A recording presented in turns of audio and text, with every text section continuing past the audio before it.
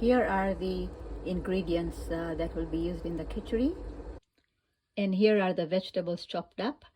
I even added a cup of celery. So it's 1 measuring cup each of carrots shredded, green beans, and the celery.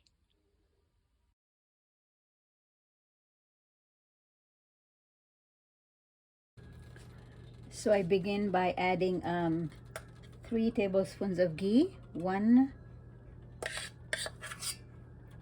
2. So if you were to measure it in measuring spoons, probably 2.5. Okay. This is ghee that I had made a few days before by clarifying butter. So I let the ghee melt. Once the ghee melts, I will add a teaspoon of jeera, which is cumin seeds, a few whole black peppercorns, and let me show you. Okay. I don't want the jeera to overcook. I just want it to sizzle and release some flavor. So a whole teaspoon of jeera. Okay. Say not a handful, but about 7 or 8 whole peppercorns. You don't want too many. And I have it at medium heat. I'm just going to raise the heat a little bit so it starts to sizzle before I add anything else to it. Okay. So the cumin is really nicely, slightly browned. It has sizzled. So I'm now going to add the vegetables, my shredded carrots, and the chopped green beans. I'm also adding a cup of celery, chopped up really fine. And then you stir it. Use a wooden spoon to stir everything. Keep cooking on medium heat. You don't want anything to burn.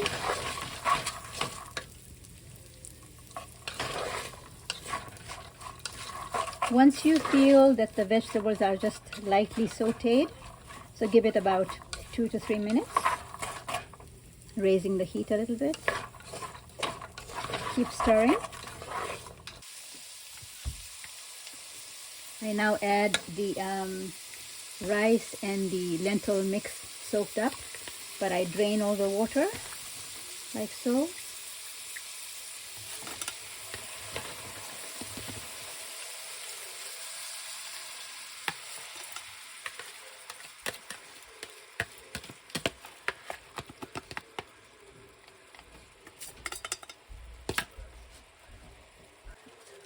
Stir it well, mixing everything well, and then add about a teaspoon of turmeric or hardar, about that much.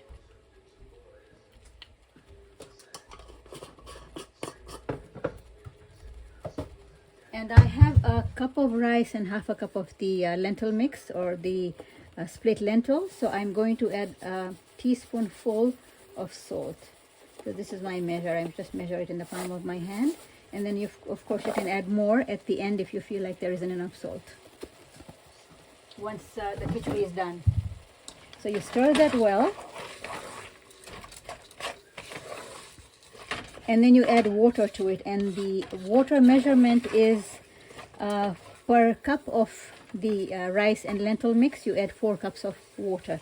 I have 1.5 cups because I used 1 cup of rice, a half cup of the split lentil, the moong dal. So I will use 6 cups of water.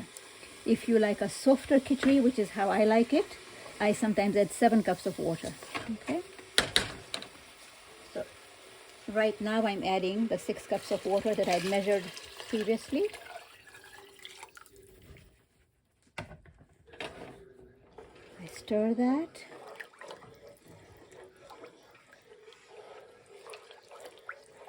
And then once it comes to a boil, actually there's one more thing that I add. Let me bring that.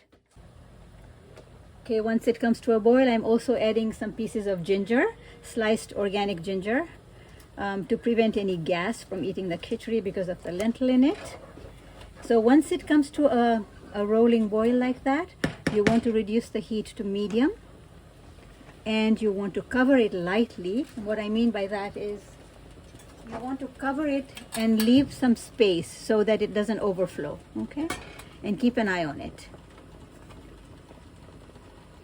And then once the water is absorbed, and I'll show you when what that looks like, then you turn it to low, and then you still let it cook for a little bit longer.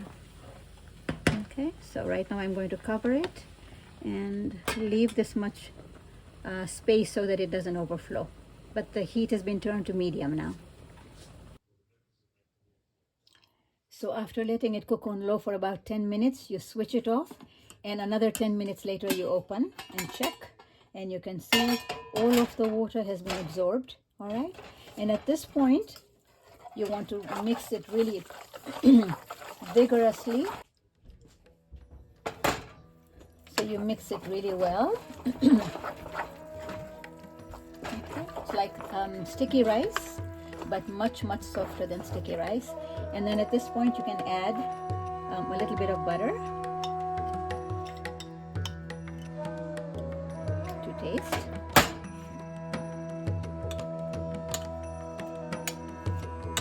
Mix it with the butter, and then taste for salt, and it's ready to eat. Okay, enjoy your khichri.